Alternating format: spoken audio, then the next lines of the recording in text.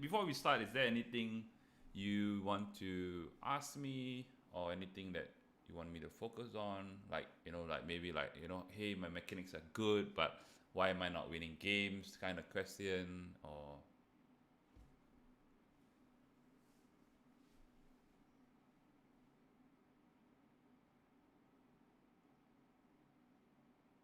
okay, yeah.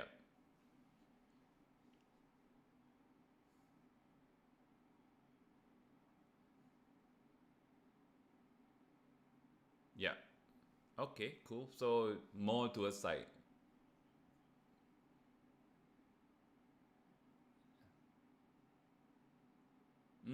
okay, that's a good place to start. So more like how can you be more efficient in terms of like staying alive and bringing value to the team kind of approach. Yeah. Okay.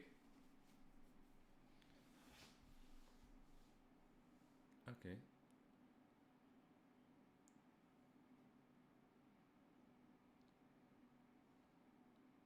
Okay. Well, I had a brief look at the games. I'd say that both of you did pretty well. There are things that I noticed from your particular self would be, like you can easily improve on that.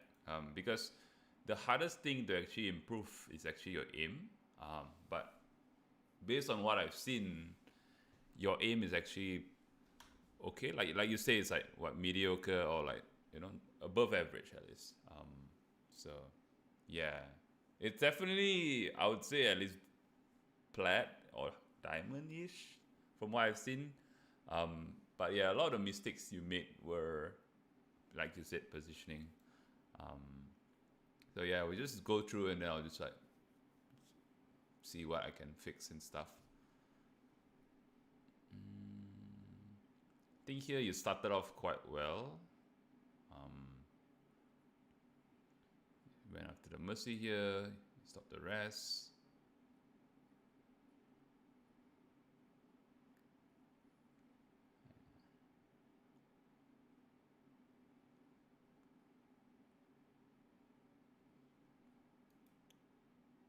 But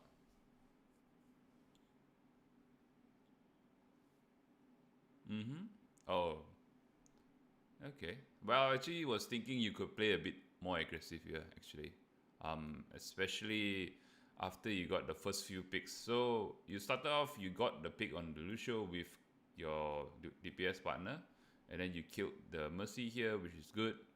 And then here, what most people make mistakes would be to play in the range where you are right now. So it's kind of like the 5-6 meter range where a flashbang can actually kill you. Yeah. No, this is fine. So after this, you started shooting him, and then you immediately dash. So this is good because you basically close the gap and like you force him because now that you landed one shuriken, one set of shurikens and one dash, he's going to be half HP. And basically, what happens right now in his mind is that he'll be like, "Fuck, I need to make a play, so I need to flashbang this guy or not. If not, he will just right click me again and melee, and he's dead." So this guy is forced to make a play where he needs to flashbang, and you need to predict that. So if you close the gap, you can predict that. So you close the gap, yeah. So you immediately deflect. So this is good from you. So this guy he decides to roll instead of flashbang, and then you deflect. So this is good from you because you deflect. In his mind, he cannot kill you, because you are in deflect. So now with the Genji buffs, I don't know if you played the old Genji, but previously you cannot can yeah yeah. So this is the new Genji where you can cancel your deflect anytime. So right now, if you look at his HP, he's basically one sneeze away to death, and you deflected at the perfect time. So like this Mercury play is actually fine. So I'm not really gonna like hype on this too much, but like this type of things is good from you. So obviously there, if you melee, you kill him already. You run the risk of dying to him now because he can actually flashbang you. Oh, he doesn't have flashbang. He's gonna die. Never mind. I thought he already didn't use it yet, so he's gonna die for sure. Yeah. So here, just now you said that, oh, you think that you're playing a bit too front, but yeah.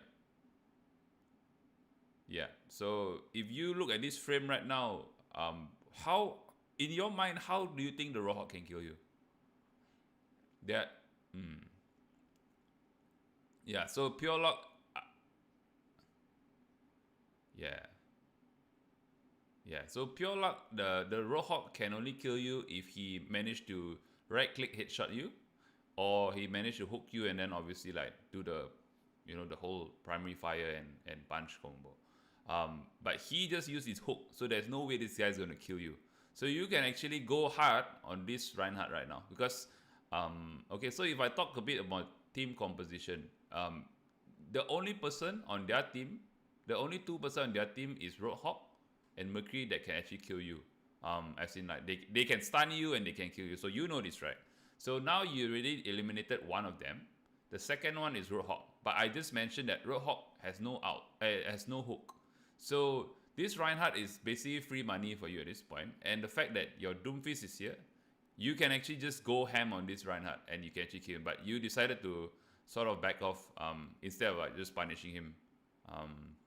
But that's okay, that's not really a problem. You do eventually kill him. Yeah. So here, like you said, in this frame, it's different because at this point of time, this Roadhog has his hook, and you actually turn your back on him, which is kind of bad. So it's kind of like you need to predict, you need to know like his hook cooldown. It's like 7 seconds. So from the time he walked from the well to this point, it's already 6 seconds. You need to anticipate that. So the only two things you need to worry about their team comp is a McCree flash and a Roadhog hook. So if you keep track of these two cooldowns, you would never struggle. Yeah. So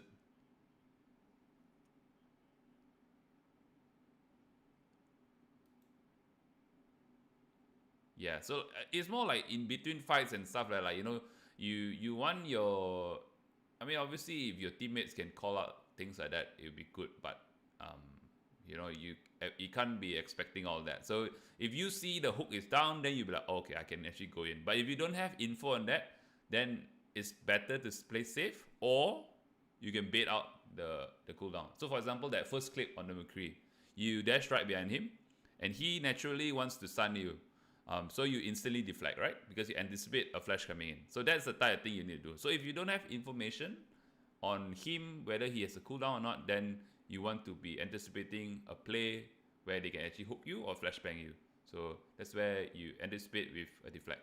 So if you have information that they don't have flashbang, then you don't need to worry about that. But yeah. And then the other thing that I noticed from you is that you like to, you like to focus on things that are very hard to kill. There are a few times you try to kill a Pharah, a few times you try to kill a Lucio that is very difficult for you. There is a Roadhog there. So the reason why Roadhog is not played very often in higher tier, higher elo, is because he's basically basically feeding out charge. Because he's so big and it's very easy to hit. So instead of trying to kill this Pharah, you are better off looking at that Roadhog down there, right there, and actually just farming it off him. And then what this creates is that you create a possibility where okay, obviously now you're 82%.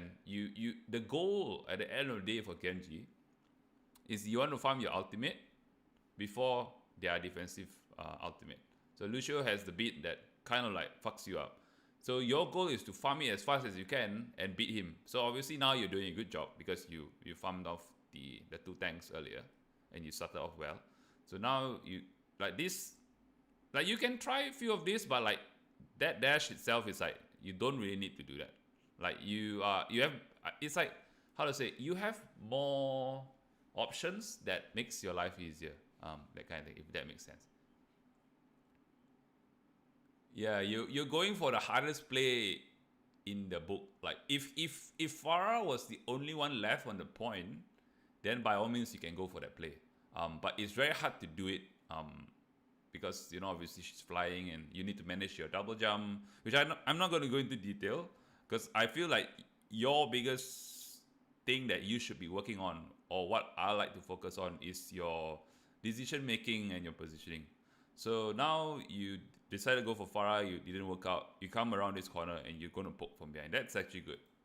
So this positioning is actually okay. Yeah. So you're still wary of the McCree, which is good. And then this is actually so actually the blade is actually okay. But your decision to dash right after the blade was bad. Okay, so your decision to blade was good, but you instantly swipe and then you dash onto a Mercy.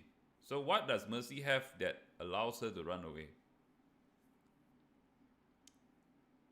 Yeah. Yeah. So if you had your Nano, that was a good play. But the fact is you don't have your Nano. So if you don't have your Nano, you need to double swipe to kill her. So with Mercy being able to fly away, you need to anticipate this. So this is where your anticipation game is probably like hindering you from like maybe climbing to diamond or something. Because I know you started off in silver and then now you're gold. So you're actually improving quite a bit. So how can you take it to the next step is to anticipate things like this. So for example, you have a Mercy in this case. So the Mercy can actually fly away. So if you screw up your dash, which is what's going to happen, basically you got a 0k blade and you actually might die from this. You did die from this, yeah. So yeah, so it's like if you keep your dash, so let's say I just go back to that clip. No, let me just go back a bit more. Okay, so all this is fine. The decision to blade here is good. Okay, so you dash once and then you dash into that direction and then you're in no man's land.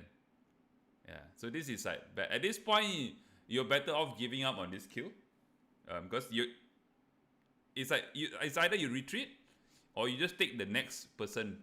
Like this Zarya is like right beside you. You can just like try to maximize your damage or something instead of like forcing it, where you run straight into a McCree and the McCree punishes you.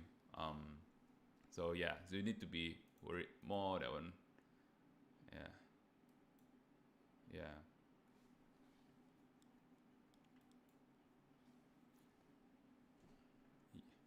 Yeah.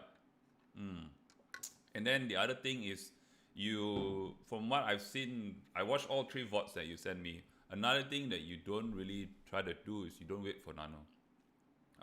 I don't think I've seen you blade with Nano the whole 3 games.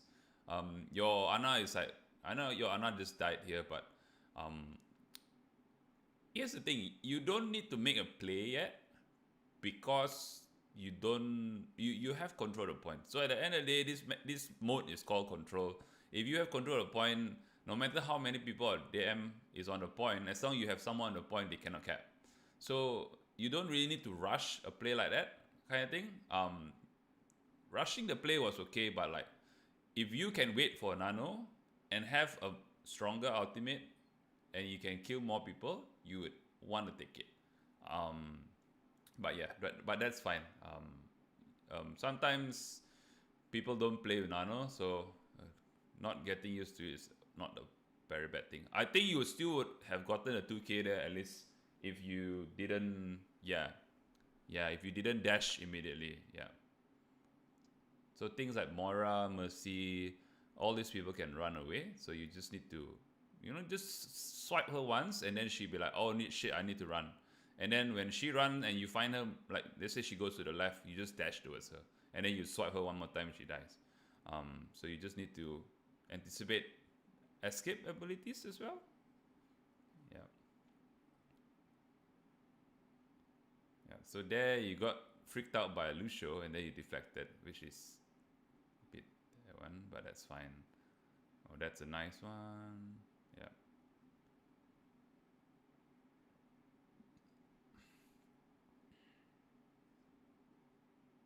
Yeah. So again there you can see that you tend to dash very early. Like again with Lucio, you can actually like if he's right beside you and walking into you, you can actually just like keep shooting him until he tries to run away. And then when he runs away, you can dash into him and then use your melee combo, which is something you do quite often, so it's actually good that you have the habit. So good deflect in case he right clicks you. Yeah, this one, I mean, I don't need to tell you this is bad positioning. So yeah, but you did make the best out of it. So yeah.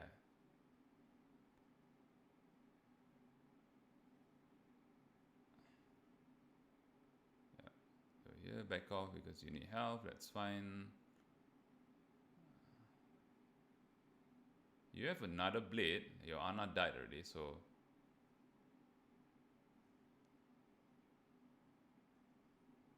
yeah, nice. Yeah. So you see, in this scenario, you got 1k. You know for a fact you can't kill the Zarya, and you back off. So this is a good play from you. And this is something you need to do more consistent because the thing about Genji is your ultimate is powerful, yes. But as a DPS player, the longer you stay alive, the more damage you're gonna do. It's very straightforward. So because you are the kind of player that can actually pop off without a blade, you should be more, how to say, you need to have more pride in your skill. Like you are able to fight without nano blade, so you need to like value your life more than trying to get 2k from a nano blade and risking death, you know. So like now you back off and then you can still fight in this game, in this fight. So yeah.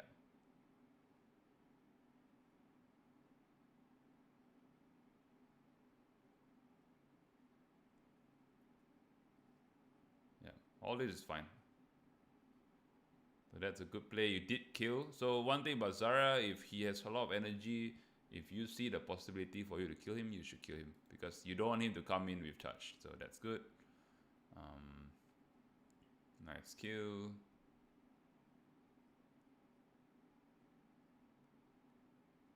Yeah. So here again, you're going for a Farai. I mean, you almost got him. So in that scenario, it's not that bad. But now you're trying too hard. Oh, you had a pause. Okay.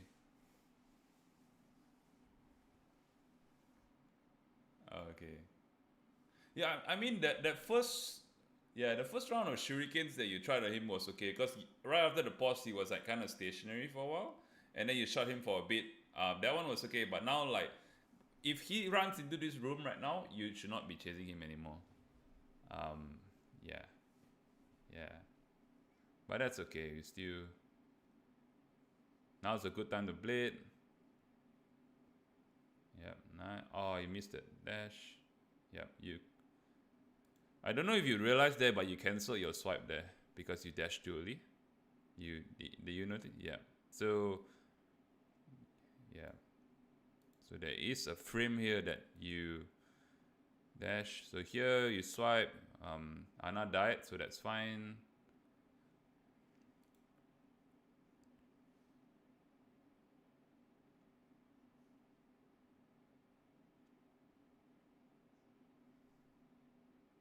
To be honest, this blade timing is a lot better than the others. Reason being because you are comboing it with another ult. So you know, obviously Zarya synergizes quite well with Genji because if he grabs, you can actually like either ghost dash through the grab or you can just like blade into it. So it's actually not a very bad ultimate, I'll say. So here, you know, you could have went for Zarya here, obviously, but obviously this guy is higher priority. So here you miss one swipe, that's fine. But the one after that, yeah, you saw that? Yeah. So you haven't finished your swipe and you already dash, and then what happened is that you missed the kill. So the only hit marker that hit was actually your dash. That's why you didn't get this kill. Yeah, and then you died for it. But that's, you know, that's good on his part, you know. But for you, you could have finished this map already. At that point, but you guys did still win. Maybe no, not yet. Oh dear. Yeah. Yeah. So that's where the other DPS popped off. So, but that's okay. You guys still should win this. Yeah. Sorry. Yep. So that's a scenario where Mora uses his fate, and then you can close the gap with that. So you did do your job. So that's good. Nice slip from Ana.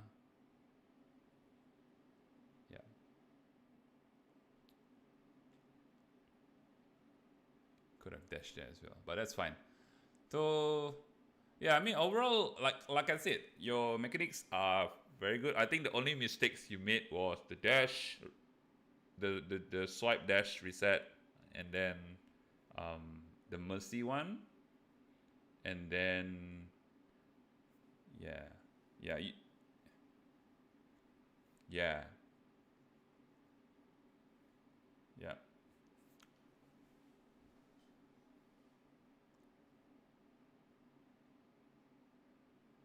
Yeah, you don't need, like, sometimes you can just keep right clicking until he dies, and then you use your dash to actually run away. That's actually fine. I think there was a scenario here where you killed the Lucio here, you killed the McCree here, and then you dash up and then you reset, and that's actually good. So that's the type of things you need to look out more. Um, Thinking before your blade is very important as well. So you, every time, the mindset you need to have when you play Genji, when you blade, is who on their team is the easiest to blade on. So obviously against this particular comp, it's either going to be a Lucio if he doesn't have book. A Moira is actually tougher, and then Ash would probably be the easiest. So if you obviously um, can bait out her coach gun before you blade, that would be ideal, and things like that. So you you need to anticipate things like that. So like for example, let's say you blade and then you dash into an Ash. So what can Ash do to potentially fuck you up?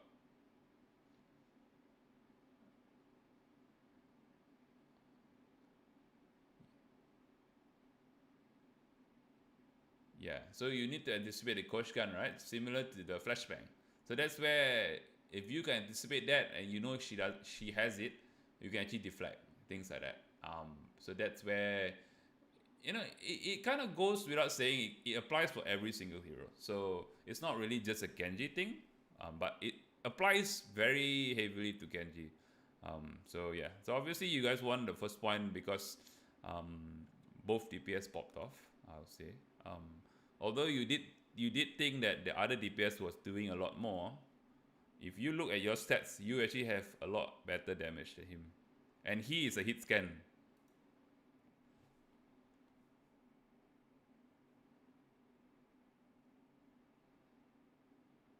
Yeah. Mm. All right. Yep. So obviously,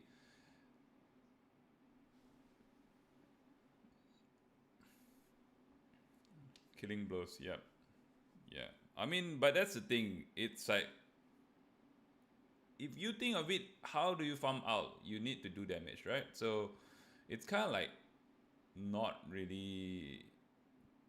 I mean, obviously, it's like, yeah, exactly. So if you already have your ult and then you're just like tickling the tanks, then you're sort of doing trash damage. But if you haven't really farmed your ult, that's fine.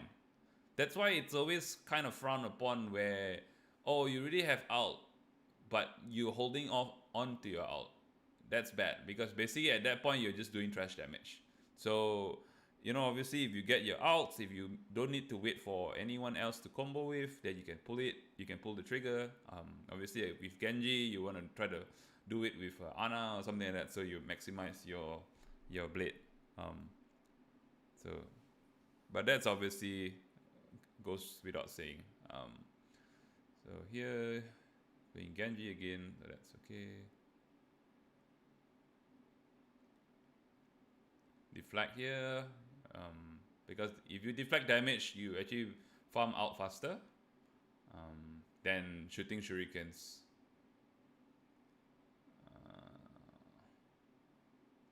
Nice kill. Nice kill.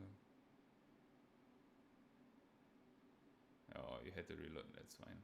Nice. Nothing to say about that first fight, except to deflect Mora. Pardon? Yeah, it's.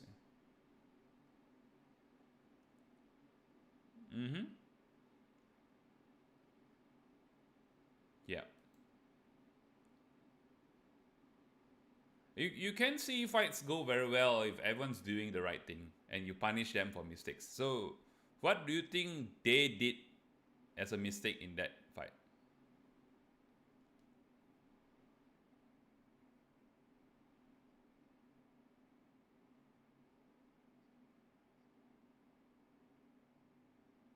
Yeah. So the McCree was way out of position and you punish him. And then right after that, you went straight for the Ash, and the support didn't even peel for the Ash.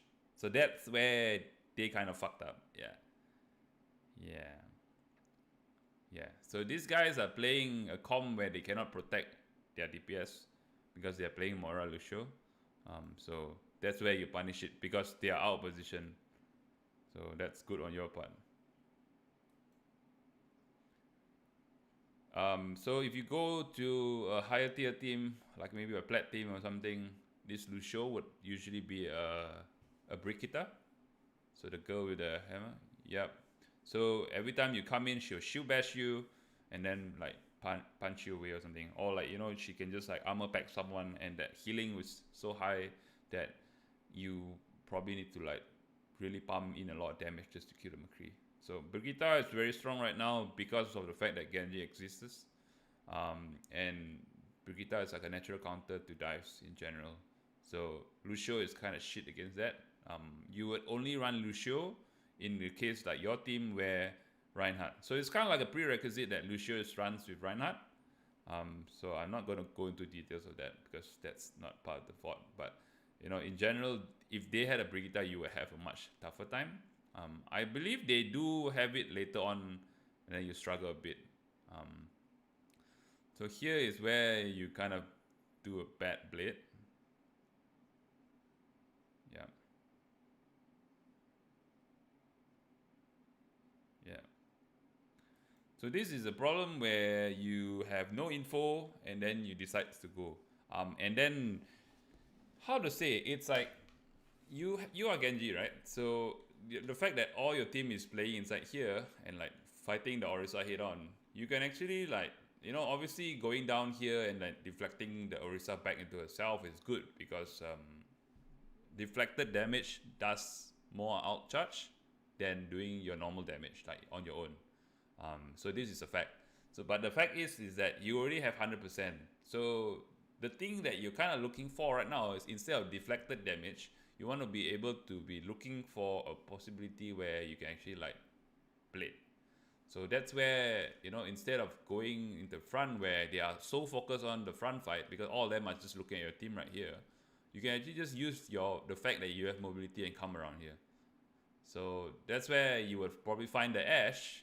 Yeah, you don't need to be with your team. So the thing about playing Genji in this current meta, if your tanks are not Winston or like a dive sort of structure like a Wrecking Ball or Winston, Diva, blah blah blah, you don't really need to be with your team. So if you are playing a Genji in like a brawl com, like what you're doing right now, you can actually like have like a bit of like a lone wolf kind of playstyle where you kind of just look for angles on your own. Obviously, you need to watch out for like McCree stuns and all that. But if you remember all that stuff I told you in the first point and apply it always, then you can play a very aggressive assassin playstyle where you're kind of doing things on your own. Yeah. So in this particular scenario, instead of like trying to fight with your Reinhardt, you can actually just like be where this Zarya is right now, and then shoot them from the back instead. And then obviously if they turn around, you can just dash through them back into your team, kind of thing. So like you were starting up here, and then you shoot, and then you just like come down here, and then you right click them from behind, and then you just dash through if you get into a pickle. But if not, then that's fine. But because that blade where you were standing up here and you blade, you have no info where everyone is. So that's why the next best thing you saw was Orisa. You still got one kill from it, so not that bad, I guess. But obviously, if you have more information, you can get at least 2 or 3 kills there because they are all in a room. And what Genji excels in is teams that stay together because you can do dash resets and all that stuff.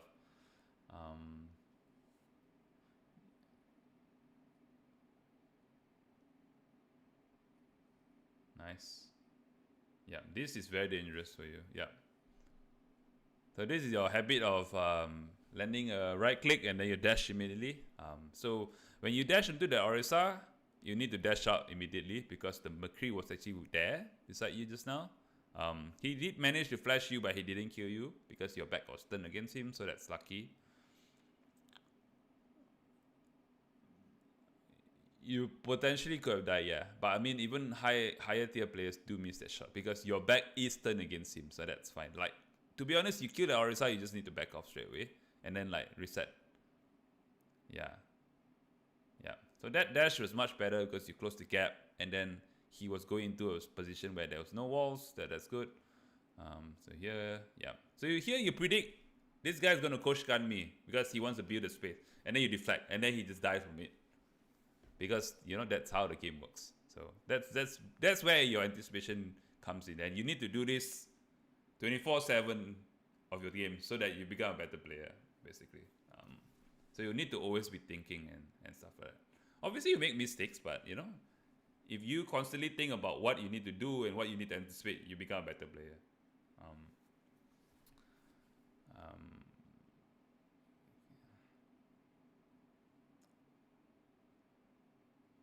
Yeah, yeah. This one is fine. The idea of going for the Ash there is good. Obviously, mechanical mistakes happen, so yeah, that's fine. The idea was good.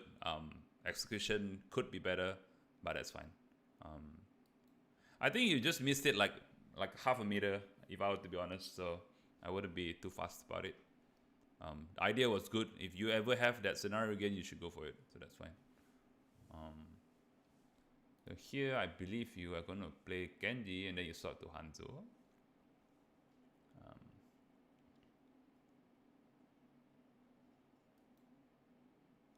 Yeah. Yeah. So this is, yeah.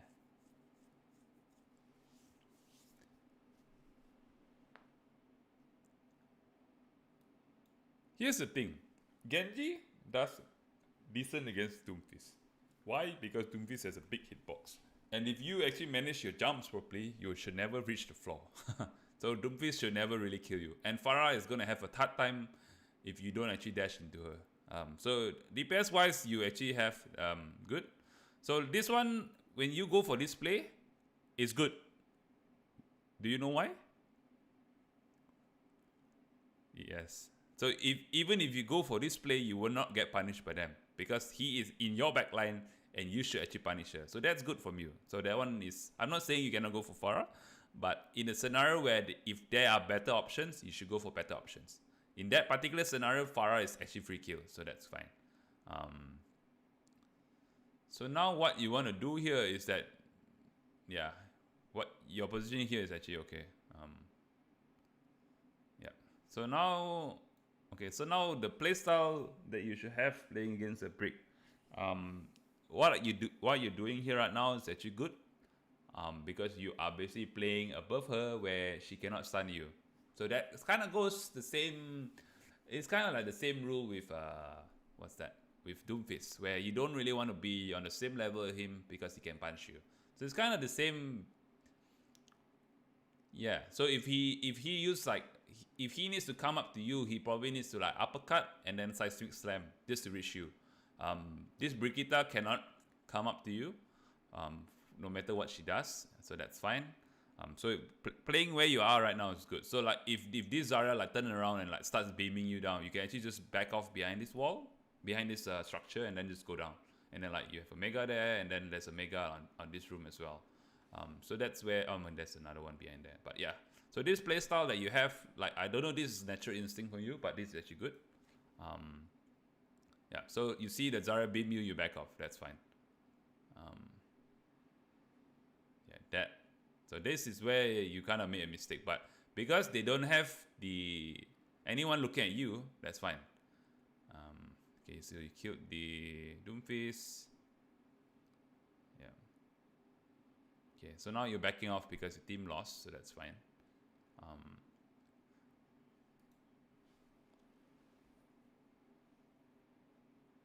Yeah. Yeah. So if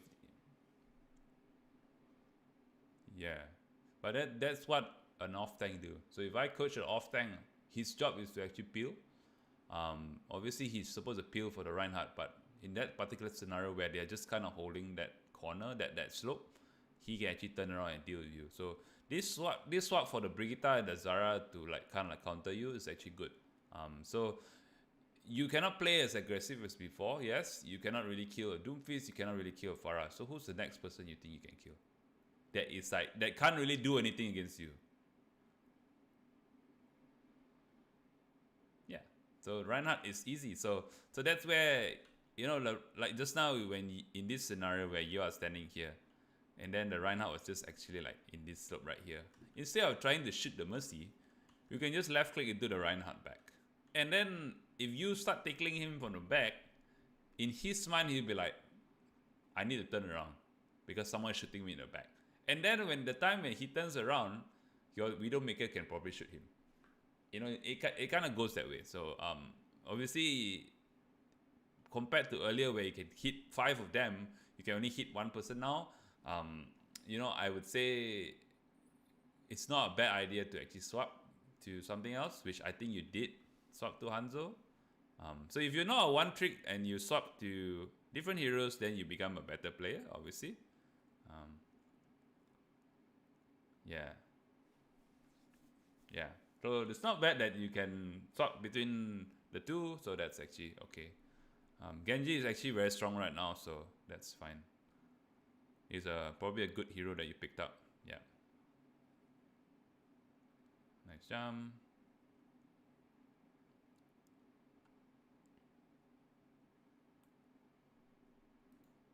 Pardon? Oh yeah, that's true. Yeah, she did kind of neglect you in Hanamura, but this map she did do quite well. Yeah, I like this blade. A bit risky, but you made the best out of it. Yeah, but then you forgot to jump. It's like you couldn't jump anymore at that point, but you need to dash because you can see the Doomfist charging you. So yeah, if you didn't die here, you probably clean up this fight. But you did die, so you did swap after that. So you swapped to Hanzo because you weren't doing much. So I personally don't mind this swap, to be honest, because the only reason why your team can't really push on them is that the Doomfist is there kind of thing. So playing more range is actually okay. Probably want to go for headshot there, that's fine.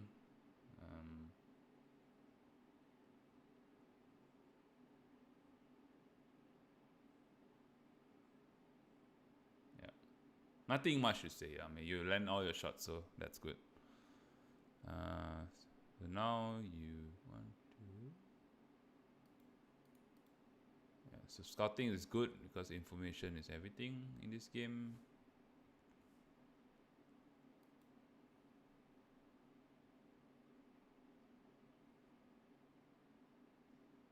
Yeah, that's good.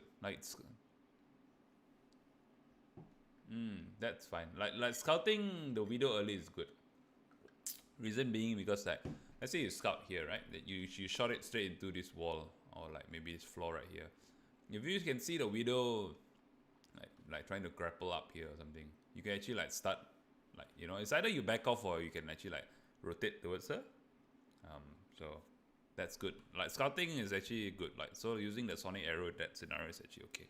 Because your team will know like what they are changing or anything, but they didn't change anything, so that's fine. Nice shot. So here, yeah, yeah. So, so this goes without saying. This is just way out of budget. I can probably blame this on your team. But if your team does not know how to control space, like what they are doing right now, you probably want to back off because in a way they have better space control because of the fact that they are running a Brigitte, they're running a Doomfist, and they're running the same tanks as you guys. So your Reinhardt naturally will get bullied, and he needs to back off. So you need to understand this as well, so that you can actually back off. So if you back off to let's say somewhere here or something, you would probably have a much better time here. But you did this. So if you have 3 picks at that, yeah, so the dragon is just basically you going for a clip, but it actually makes you look worse than you actually think you're doing. Yeah. Yeah. Yeah, you're way too close. So like that one kind of goes back to thinking a bit, and having a bit, like, I wouldn't say you don't have composure, but like a lot of time your muscle memory is like, let's frag, that kind of thing. So I'm like gonna call you a fragger from now on. So like that whole play, getting that 3K is basically just straight out you having better mechanics than these guys, and that is not necessarily a bad thing. It just needs to be a bit more aware of your positioning. Like I showed you just now, you were in the middle of 6 people, so that's kind of bad. Yeah.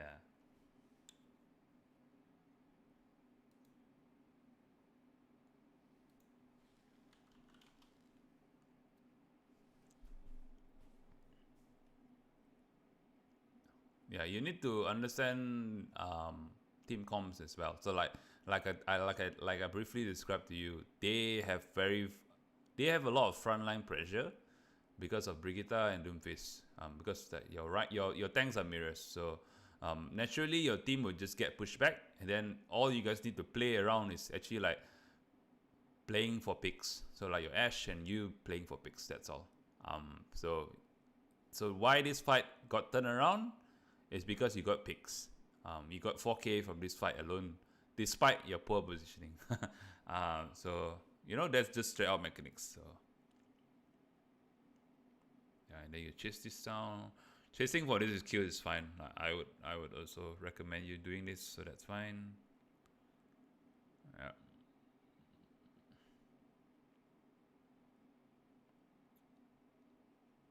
Nice kill.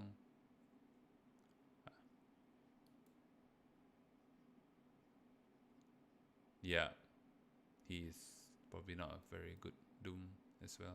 Yeah, so here you got neglected because your Ana is like having a cup of tea there for some reason. Not sure what she's doing. Yeah. Yeah. Then someone baited right beside you. So this is just in a way it's kind of like poor positioning again. So obviously if you're not behind a shield, you can probably get headshotted or get dynamited, and then that's kind of what happened. To be honest, a lot of time your positioning, if you can be behind a shield, you want to be doing that, or you want to be like using more cover. So like here, if you stand right here, obviously there's no cover, right? So if you want a better spot to play, you can actually like come around here, so that yeah, yeah. So your sonic arrow, right? So you can like obviously sonic arrow that doorway right here, and then like she probably wouldn't know where you are, and then like you can just line up. You come around here, you line up a shot. You're a good enough hunter to line up shots, tick like that, so that's okay. And then obviously like if the only person that can actually kind of like rush you is a Doomfist. But if you so one thing with Doomfist, mindset you need to have is like to keep him in mind wherever he is on the map. So if you do not get surprise attacked by a Doomfist, you should never die to a Doomfist. Yeah, so that's just a general advice for any hero you play. But yeah, so if you play here naturally, like let's say if you do get like headshotted, you can just like immediately jump back, drop down here, and then take health back, or you can just run back to your team. Assuming everyone will play in this area. So yeah, so that's something you can do. Because obviously, if you go against higher tier players, you are going to have a harder time if you don't play behind shield. Because people are going to be as good as you, and like they're going to land a lot more shots. Yeah, so that is nice shot again.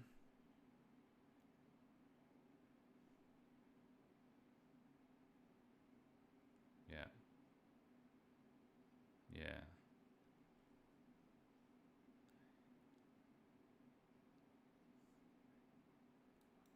So that play, what you could have done better is you need to abuse your high ground. So yeah. So like just now when you were fighting here and then you drop down so that you can frag on the ash. That's fine. But immediately after that, the Reinhardt was right in front here and looking at you and swinging. And all you did is walk up this ramp. Instead, you could have just like come up here. If you come up here, you would probably have a lot better time. And if you stay alive, you could actually potentially pop off. Because the Mercy is going to go for a rest. You can actually headshot her. And then this Reinhardt is like probably half. And then your Reinhardt is here with full health. So if your Reinhardt swings into him, and then you shoot him from the back, you're probably going to kill him. And then, you know, if your Reinhardt just keeps stalling, your Ash is also here, and then all that. So again, it kind of goes back to the whole rule of like, if you can stay alive, then you should stay alive. So in that particular scenario, because you thought like, oh, it's overtime, I just need to frag out as much as I can. No. If you can actually stall them or like distract them long enough where they actually try to potentially chase you or something like that, then you have a better time. So if you actually like fall down, go up here, and then like maybe like back off and then come around here, and then like frag a bit more, this fight could have easily been turned around because of how much mechanically you are better than the other team. So obviously you die, which didn't help the fact. You swap the Doomfist, which again is okay if it's something that you're comfortable with, because it's actually like you can actually come back quite fast.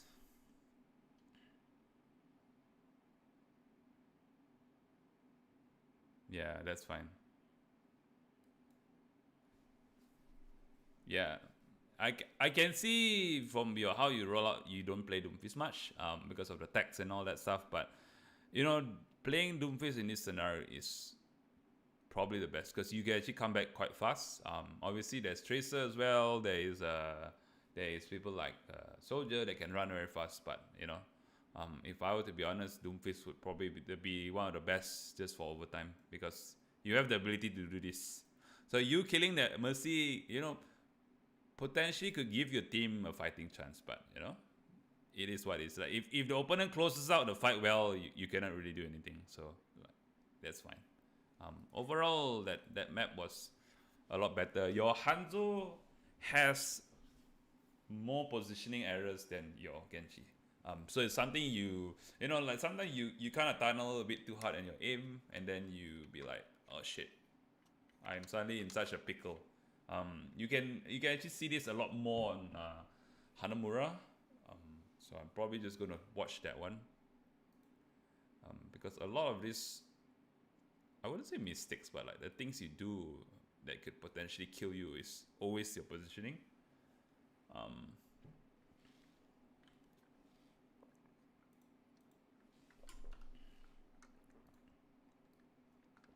Yeah. So you start up here, which is fine.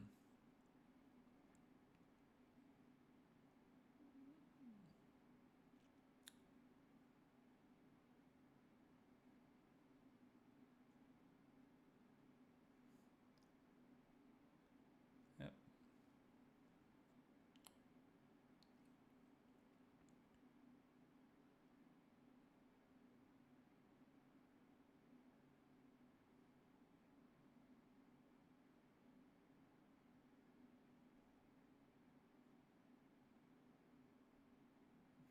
Yeah. So what can you say you did wrong in that fight?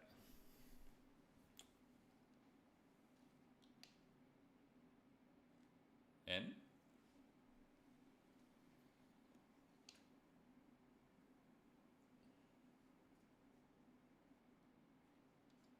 okay, so yeah, the mega platforms. Yeah.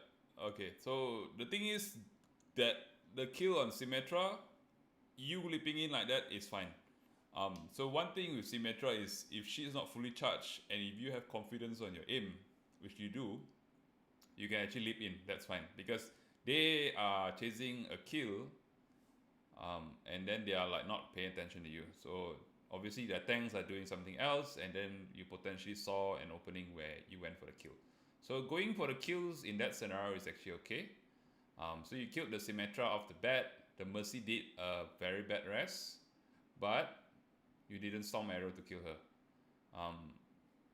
So obviously, if you Storm Arrow and kill the Mercy, you would you would stop the rest, and then right after you killed the Mercy and the Symmetra again, you were actually like super low, super low in terms of HP. And then what you did next was jump back into the fight.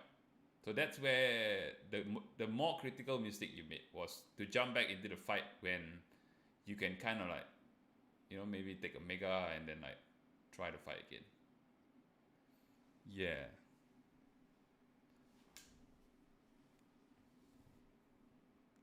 Yeah. So like, it's like sometimes it feels like when you get a couple of kills, it's like you go straight into frag mode. So now it's like, so there is actually also a turret that kind of like beams you down all the way to death. And then obviously the Sigma landed a good rock on you, but to be honest, you could have played that a bit more patiently. But yeah. Is your Ryan gonna touch? No. Okay. Yeah, that's a good call. Yeah.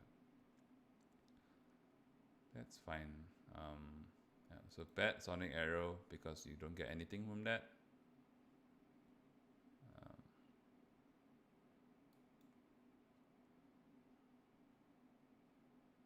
Yeah. Yeah. Yeah, that's fine.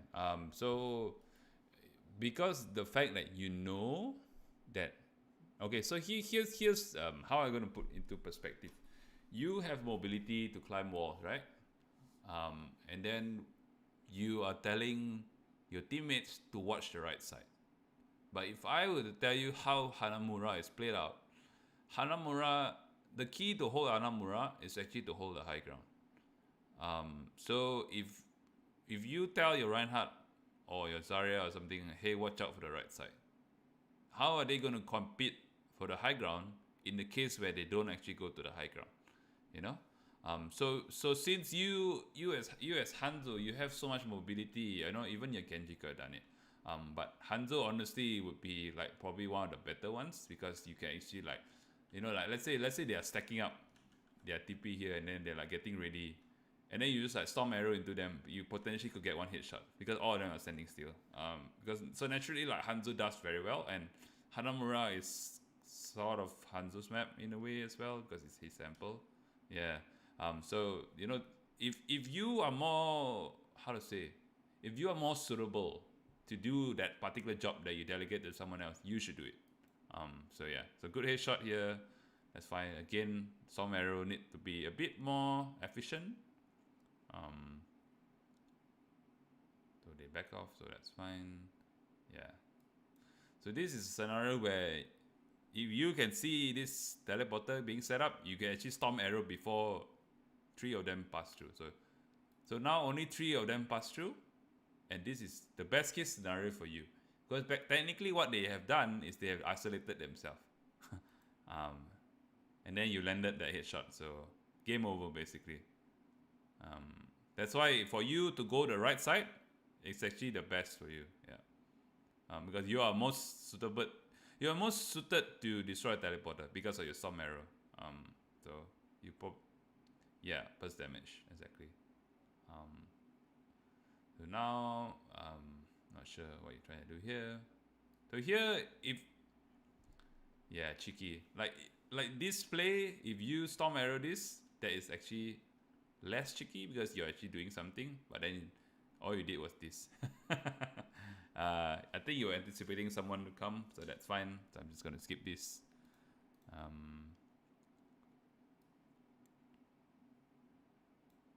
Yeah, so a bit more awareness where they are. So obviously, if in this particular scenario where if you had your scan arrow, you can actually like scan that wall, and then your whole team knows that they're up there getting ready. So like potentially your Ana could be like, your Ana or someone can like reposition just to make this fight a lot better. Yeah. And then your Reinhardt should actually be up there as well, but that's fine. This dragon, the idea was good, the execution was poor. Because you are way too near to the fight now.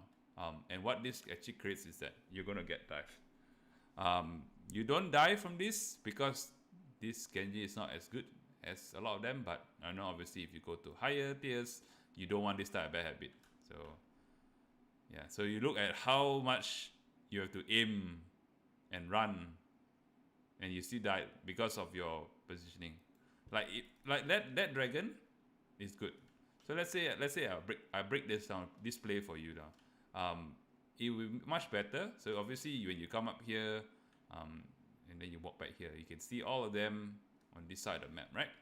Then you jump back into this window, and then you instantly scan right here, so you know where everyone is. And then instead of having to jump in front here and dragon this door this way, you can actually like go somewhere here and then dragon better angles, and then you don't need to be so near because dragon don't have more damage if you're nearer. And kind of like the goal is that so let's say here you actually altered here, right?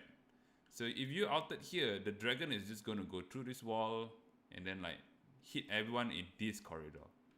But let's say let's say you stand here and then let's say you dragon into this window panes, you will cover at least 3/4 of this corridor, preventing them from rushing you.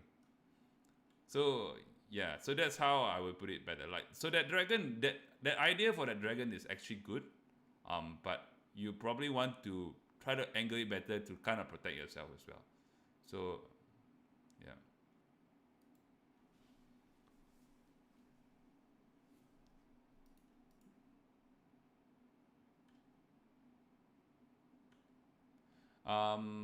It's risky because you have to put yourself away further from your team. Generally, you don't really want that, but against this particular com, you could. Like, I mean, if you really want to be cheeky, you can actually just like walk all the way up here. But I'm not gonna teach you bad habits, but I'm just like gonna like fix a bit of like what you're doing, right?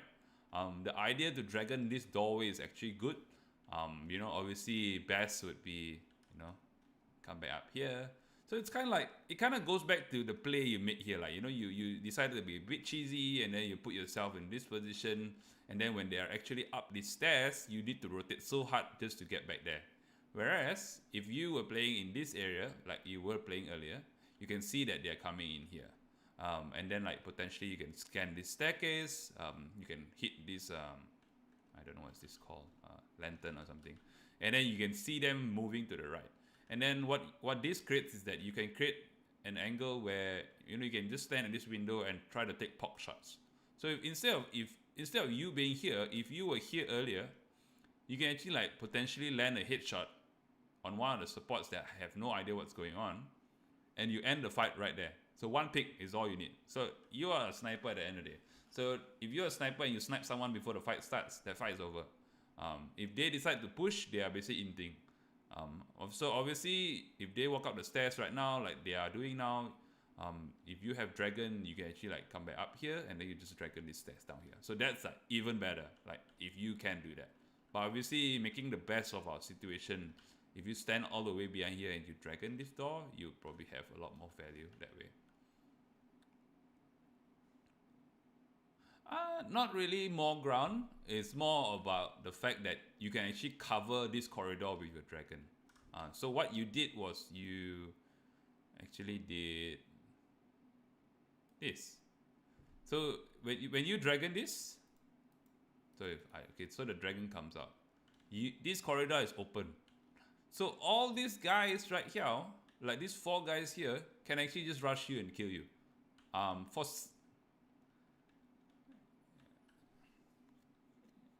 Yeah. So let's say you can actually wait for them to actually commit onto this platform, because most teams do not want to go up to here because of the fact that this is a very tight doorway, and it's very easy for a Reinhardt to control this doorway and make it hard for them to push. And then obviously your Reinhardt shatter, so they're a bit more worried. So they probably want to like, since they're running Symmetra as well, they want to come up here so that they can TP the point again. So that's kind of like the play that they're going for, and this is the type of things you need to think. So they naturally wants to come up here because they don't have a Reinhardt, there is no way they can fight for this space. So the only thing they can do is actually poke against your team. So naturally they will come to walk this way. But if you know that, you will not be that front. You'll be like somewhere behind here. And then when you see like this current frame where they are like 3 guys in this particular doorway, if you fire into this doorway, one, you'll split up the Zarya behind there, and then the rest will probably just jump down here. And that's where your team can actually collapse on them because they are isolated again. So that's kind of like the idea. But you know, you did kill the Mercy, so that's fine. Yeah, but you put yourself in such a bad. Yeah, I mean, to be honest, you should have even made it off the boardwalk, if I were to be honest. But you made it this far, so that's good enough. You bought enough time for your team, so that's it. Yeah. Yeah. So Kabe managed to pop off because they are spread up. So when you use Dragon, you know, obviously if you Dragon into a Zarya graph, that is basically you want a team wipe. Another thing that Hanzo's ult can do is you can actually create space where if you Dragon with the intention of splitting up a team, you can do that. So for example, you ulted in the doorway, and then the Mercy and Zarya decided to back off because they thought that's the best decision they could have done. And then the other 4 decides to go onto the boardwalk, and then that's where Kabe collapsed. And then, you know, obviously without a Zarya bubble, the rest of the team is actually just useless. So, you know, there's a lot of thinking involved in the game. It's not just about point hit, click hit, win game. If you're playing Widow, maybe. Yeah. So if you tweak that a bit and do a bit more thinking, you reach masters very easily with your aim. If I were to be honest, I'd say your aim is almost diamond level. So if you tweak and have a bit more thinking in your gameplay, you would probably be a lot better player. Obviously, you need luck as well.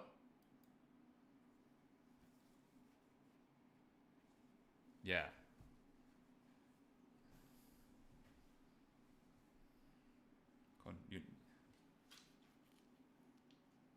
Yeah. So you can be a lot more organized as well.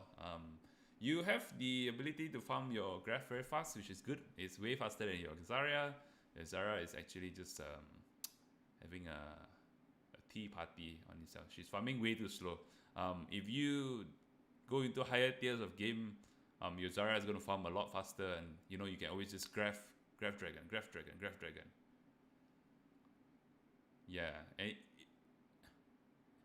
and it becomes very easy for you to graph dragon all the time if you can keep up with that graph. So that's fine. So yeah, your Ana's sleeping again, like I told you. So here now you know that they are coming through the doorway, but then you did this. But you know what you did. You just drop down in front of them and you just sonic arrow. You can actually sonic arrow at them from above without dropping down. So a bit risky, but it worked out.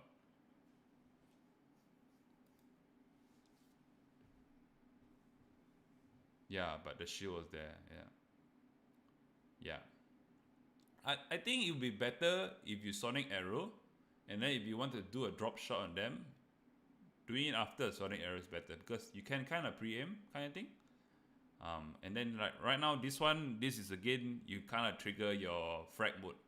And what happens is you create this scenario where you're in no man's land, like again, like because you are so focused on the Sigma that you are like, you use your only escape ability when there's a Genji on your tail. But you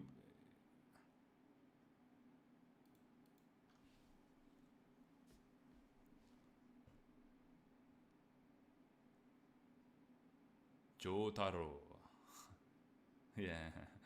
Okay. I think I know what you're talking about because I do watch JoJo. But yeah, it's like you basically got out of this fight because okay, you actually died, so that's fine. You should have died way earlier. See, the thing is, if you didn't jump into this fight and you are aware of the Genji much earlier, you can actually take the 1v1, and then you can actually win. But then after that, you will probably stay up here, and then you just like free fire them into their backs. But because you're so fixated on the Sigma, you put yourself out of position. So you want to be less hungry. Yeah, bad cooldown usage. Yeah. So your aim is actually fine, but it's a lot of the time it's your cooldown usage. So like your storm arrows, your sonic arrows, it's all just like you throwing them out. So this is much better because now you scan 5 of them and you know that they are playing the same comp. They swapped out the Symmetra for Ash, as you probably know as well. Yeah. So standing in this doorway is a bit harder because one, they are actually, when they come up these stairs, you know, they are naturally looking at you. Whereas like if you are here, you are somewhat blocked by a Sakura tree, so you can actually like potentially try to land a headshot. You don't need to be that near to land a headshot because Hanzo has no fall off damage. And if they are walking in a straight line, you will probably punish them a lot more. This is a bit tricky, but good trigger discipline. So when you trigger, who's that? Oh, Lars. Yep. Yeah. I mean, here's the thing. This is I wouldn't say the bad play. It's actually like you being very confident that you can do that, and then you have trigger discipline that you wait for the kill. So I wouldn't really say it's totally bad. But after you got that kill, you need to get out because these guys are really like pumping down on you, and you're like, these are all red. This is all red people. These are not your team, and you can actually be punching people more. I noticed that if they are very near you, you don't actually try to melee. You probably want to get into the habit of actually meleeing someone. So if you actually melee a few of them, you can actually pop off a lot harder. But yeah, you eventually die, but you know, at least your team follow up, so that's fine.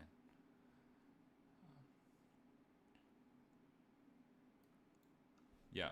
So when you got that mercy headshot, you probably just want to back off.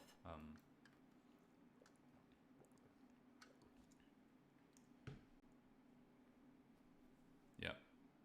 I think you did land the dragon, so that's good.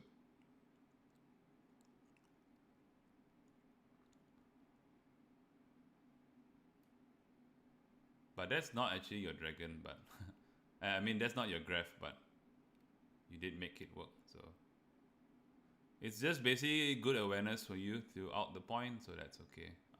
You're farming it so fast, it doesn't really matter. Probably didn't need it, to be honest.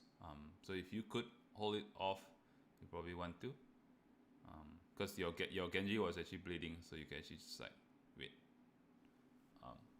Yeah, yeah, yeah. Yeah, exactly. So if you so that's where out economy comes in.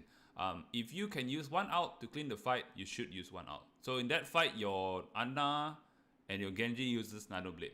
Nano Blade is probably the strongest ultimate in the game. Where if they don't have a brick, you can actually pop off, which Kabe did pop off. If you didn't take that 2 kills, he would gotten a 4K, and that's how strong Nano Blade is. And if he's actually a decent Genji, which I think he's not bad considering that he has like quite a lot of damage as well. You don't need to stack your outs.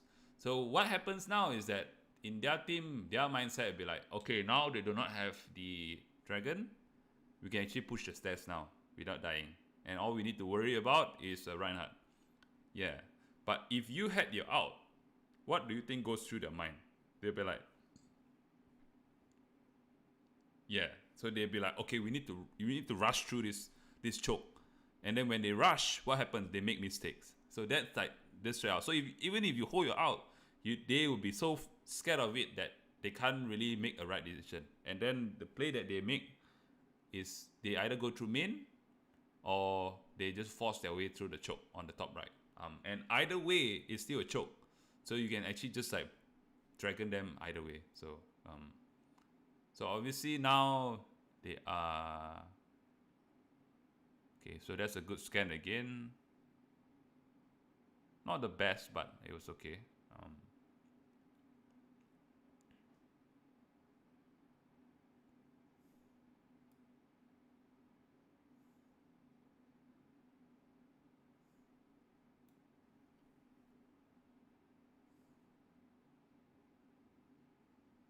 Nice.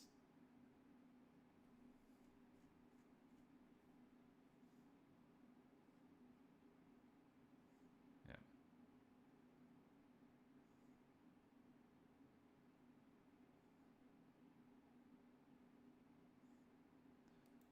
The choke is there, but I noticed you do short pulls. So that's basically shows that you are actually comfortable on Hanzo.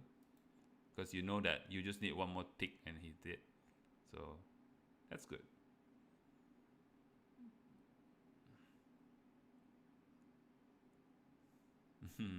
Yeah. That's good from him. So here, this is you not respecting the dynamite, and then you storm arrow the stairs um, out of panic. So now, if you actually storm arrow this doorway, you can make a better decision. Yeah. So that dragon, not bad. Um, yeah. So it's like it kind of goes back to positioning. So you started off that fight, you scan their doorway, and then you see the Ash there, right? And then you know Ash has dynamite that what she excels is shooting you around the corner because you can actually like just throw dynamite and then shoot you around the corner, right? So that's you basically not respecting their dynamite. And then what that creates is that it creates the scenario where you need to run away from the position that you're holding, your task in that particular map. And then what it creates is it creates this scenario where they can actually push onto the point without you shooting them in the back. Obviously, you manage to come back in time, so that works out. But let's say if this fight so they are walking down here. If you didn't get dynamite, let's say if you backed off a bit further, and then the dynamite comes through, you can actually come back here, and then you can see all of them walking into the point. Then obviously you would probably sonic arrow here, and then you can see everyone walking in through there. And then your whole like Lars, like he likes to go behind the backline, right? You can actually just go behind the backline and out them from here. If you did this, I would say that's fine. And then what you need to do next is you go back up here and then you just go back to your position. And then this is just like basically catching them off guard. That is a play. I mean, yeah. Yeah. You take the fire and then what it creates is it puts you out of position. And then, this fight starts off a bit bad, but you made the best out of it with a good dragon. Um, the mercy sort of flew into the dragon, but you made the best out of it. Because these guys are not that good. So, you guys won, so that's good. Um,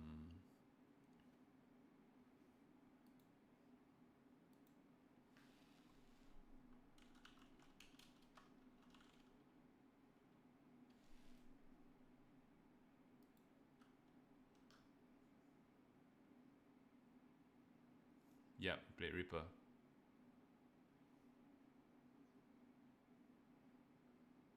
Hmm. You played, Re- we played Reaper on both points, right? Yeah. Yeah. The Reaper is the kind of guy that just runs up to someone and shoot them. So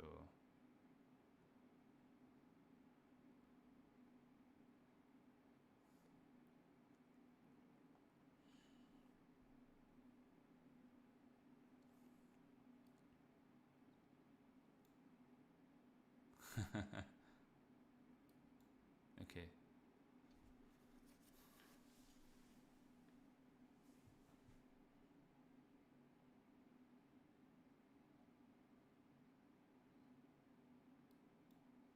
What's the problem here?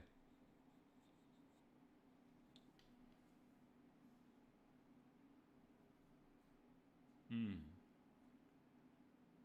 Yeah. Yeah. Yep. Exactly. Even without a pull, this jungler can actually just kill you on its own. So when do you think you want to use your ult? Okay, let's just go back a few steps. What do you think your role is as Reaper in a brawl com?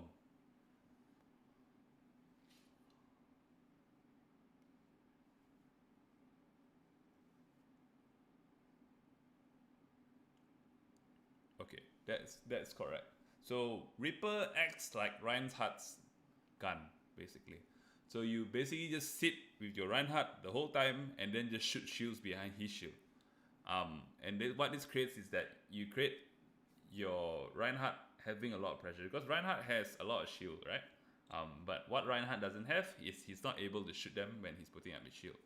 So that's where Reaper comes into the picture, where he puts out this pressure where he can actually like, with Lucio speed boost and Reinhardt walking with his shield up, Reaper can just like pump damage into the enemy.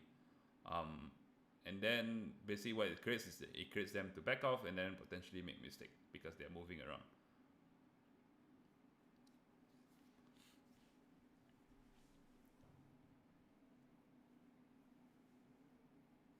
Yeah. Yeah.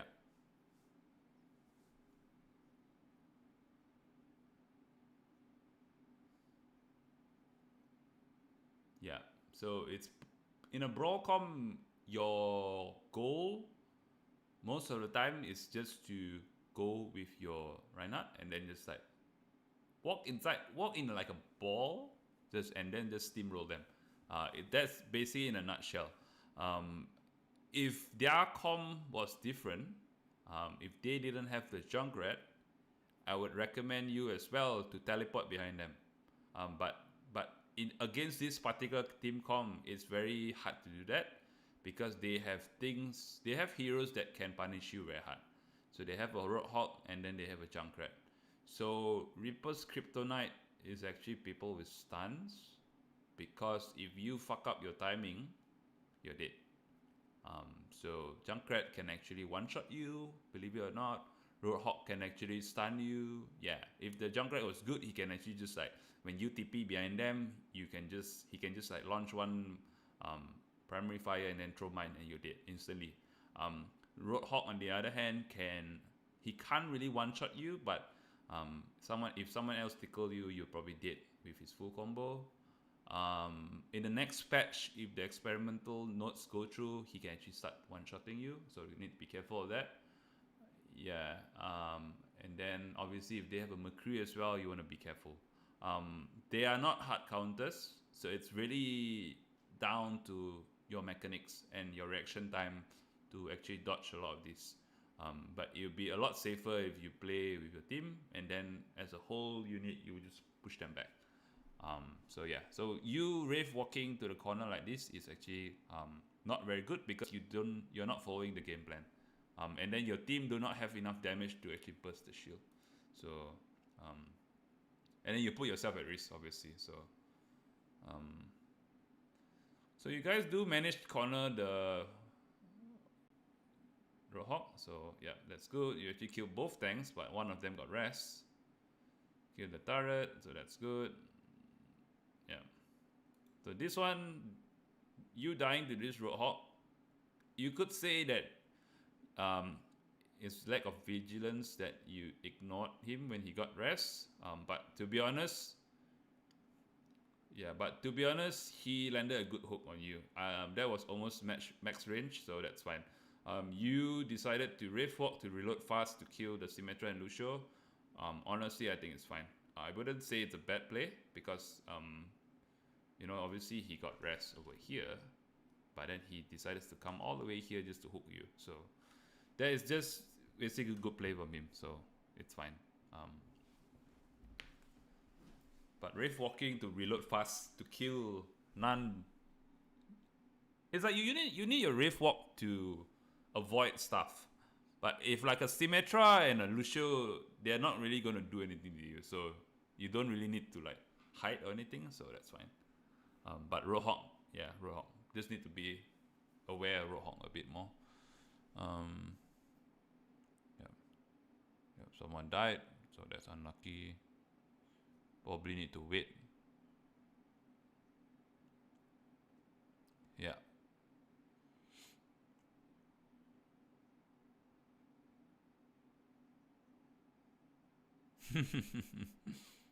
Happens. Unbind that button.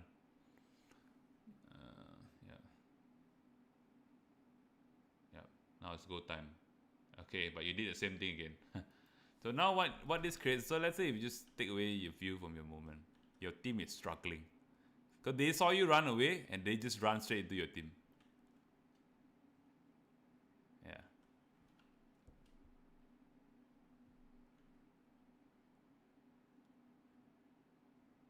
Yeah.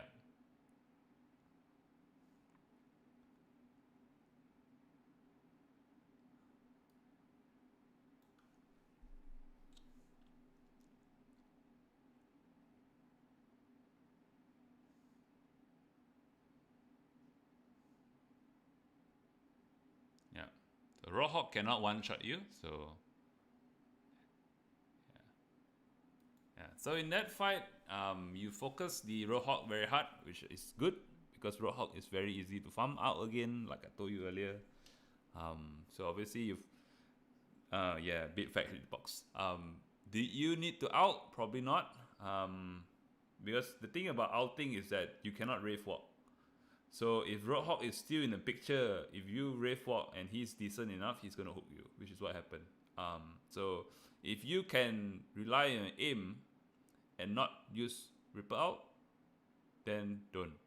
So it kind of goes back to Roadhog, hooks, Macri stun, Ana sleeps, anything that can disable you. You don't really want to out because it's kind of like you put yourself in a position where you cannot avoid it with your reaction time. So obviously that hook you saw it coming, but then all you can do is pray that he miss, right? Yeah. So don't put yourself in that position and actually, yeah, yeah. Yeah, so you need to suppress that fragger mode, then you would use a bit more brain, then you'll be better. Because sometimes I can see you use a bit of brain when you play. Like, you know, your Genji, you dash and then you deflect. So that's basically brain play because you know that it's coming. So you kind of need to apply it to all these other heroes, especially like people like Reaper that can use one cooldown to avoid a stun, for example. So yeah, so I'm not sure. Yeah, your team is not organized enough for this. um,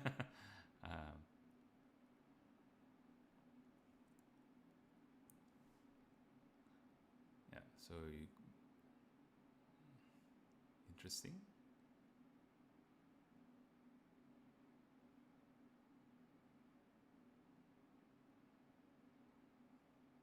Yeah, that Ray Fort was dangerous, but okay. So here is where you need target selection. Okay, so rule of thumb is you if you can kill a support, so person I'm talking about is that person over there. Yeah, this Ana should be the first one to go, and then you kill Roadhog. Um, Reason being because if this Ana is dead, she cannot she cannot heal anyone or she cannot like anti-nade your whole team. So like she is more valuable than this fat guy. Like I told you, this fat guy is just a feeder. It's like basically if he don't land hooks, if he don't flanks and get picks before fight starts, he's basically useless. Um, so this is target priority. Out. Yeah. So out here is fine because you know he doesn't have his cooldown. Yeah. I think he already gave up at this point. Yeah. So you won the game. That second out was a lot better because you know for a fact that the Roadhog has no cooldowns. So yeah. So that's about it. I mean, I would say if you stop trying to frag all the time with your left click and try to think a bit more, you would easily climb the diamond. I would say. Obviously, you need luck because if you have 5 idiots on your team, you're never gonna climb. But you know, there's only so much. You know, obviously, you need to work on yourself. So don't blame people. You know, I think you sound like a person that don't really get toxic too much, which I hope is right. So you know, obviously, if your team is not doing well, what can you do individually to make it better for your team, you know. So for example, you used to be a Hanzo one trick, and then you think that, oh, you know, maybe I need to pick up Genji because Genji seems to be a lot suitable for the meta, or you know, Genji has more potential to carry it, which is true. So you know, obviously, if you learn more heroes, that would be a lot easier for your team as well. If I was your team coach, I would tell you to swap Pharah on first point instead of playing the Reaper, because they do not have a hit scan. Yeah, but then obviously I'm not gonna be talking so much about macro, but you know, that's kind of like the things like, if you know more heroes and you know what heroes apply for what scenario, you are going to be a lot better player. And that's just how Overwatch works. So if you know more heroes, you be,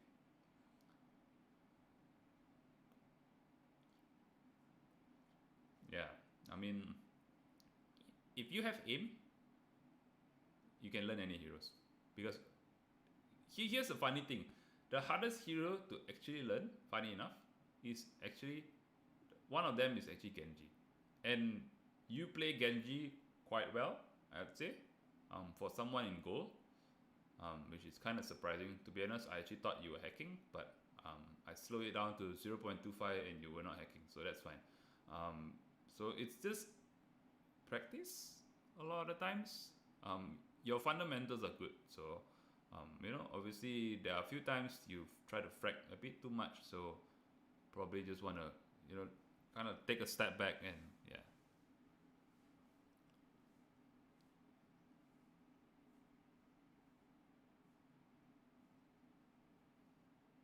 Yeah, yeah, yeah, exactly. So it's like sometimes if you don't out, you create pressure for them as well. So you know, if you can hold off your out, so you have trigger discipline. So that much I can see.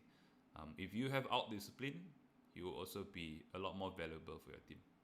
So like for example, if your Zarya was like 80% to, you know, like 20% more towards his graph, and you already have your out, and if you don't need to use it, you can keep it for the next combo, you know, things like that. So that's where a bit of team play comes in. You don't really need to communicate that high. It's just be like, oh, I have graph, I have 5 minutes, then you just go with the dragon, you get like 5k easily. So you just little things like that, you just need to focus. But for now, it would be best if you go back, and then when you play again in scrims, you want to be thinking a bit more on what you're positioning a lot more. Because a lot of time is your positioning, and then like your what you use in your cooldowns in terms of your abilities. So you know, like sonic arrows. Why would I want to use sonic arrows? I want to use sonic arrows so I can scan and gain information. So where should, yeah, yeah, a lot of ways. Yeah. So every time you use ability, you want to think, I'm using this ability to scan this area so I know what's going on. Or potentially like set me up for a headshot. And then like, why do I storm arrow? For example, I storm arrow into an Orisa shield so that I can break it instantly, and then my team can actually pop off. For example,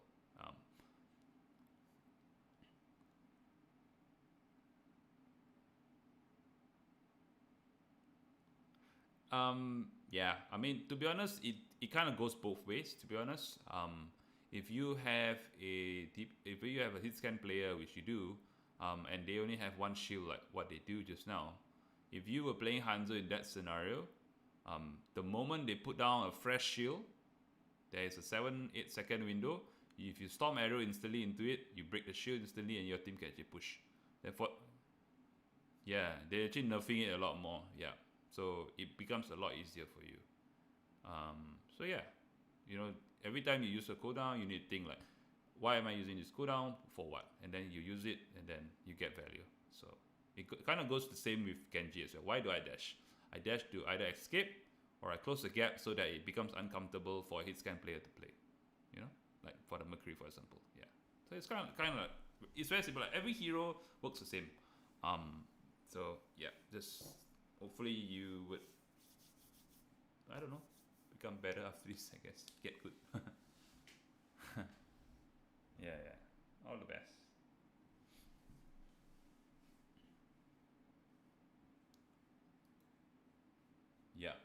I mean, I'm pretty sure this team will pick you up if I were to be completely honest. But yeah, there's a lot of teams out there that you can try out from, so should be good. Yeah.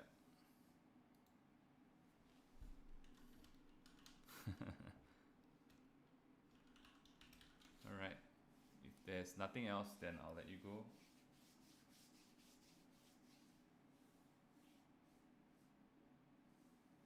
Yeah.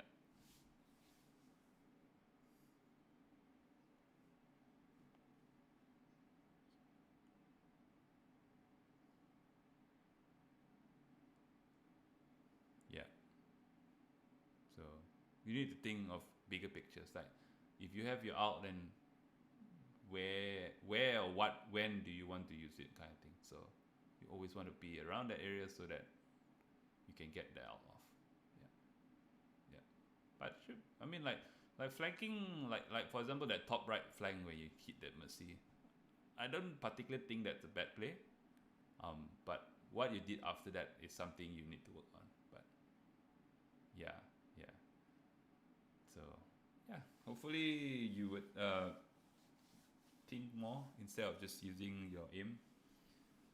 I used to work with one person that has very good aim, but does not use his brain at all, and he always just say like, oh, I'm just gonna click hits, and he kind of reminds me of you. And then now that he's using his brains to play the game, it's actually 3500. So yeah, so you can get there. I believe you can get there. Obviously, you probably want to be picking up a bit more heroes that um, could work. Like, let's say if you're playing projectile DPS for a team, you know, having a Mei would not be a bad idea as well in your arsenal. But obviously, it depends on your team. Um, so yeah, like you have Genji in your arsenal, so that's actually very good for you. Hanzo is actually not bad because if you play double sniper, Hanzo is actually the one for the projectile. So you have two of them, right? Yeah.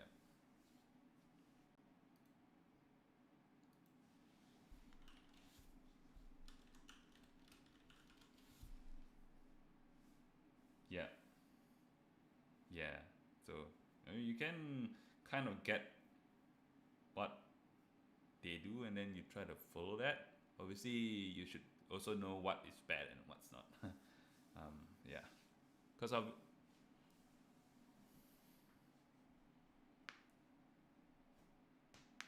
yeah, Samito is yeah.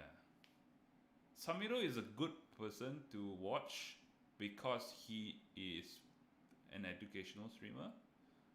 And then he kind of talks through what he's trying to do, and you know, like for example, why he swaps to a particular hero so that he can counter something else. So yeah, Samiro is not bad to follow. Like if you try to follow people like RG, for example, and then you just try to do all the stupid thing he does, then yeah, but RG is not really that crazy. As in, not crazy as in he don't really do stupid stuff, but he pops off quite a bit. So you know, it's up to you. Yeah, yeah. But it's because of good positioning. So you know, so you need to think of that as well. So cool.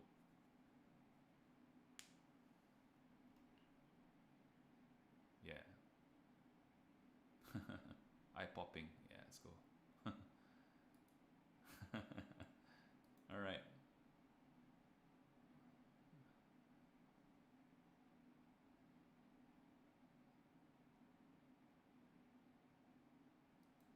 You are welcome. Have you hook up your ID to the Orisa bot? Yeah, then that would be like easy to see, like if you actually climbing or not. Yeah, could be quite fun. Yeah. All right, I'll let you do that. Yeah. See you around. You too.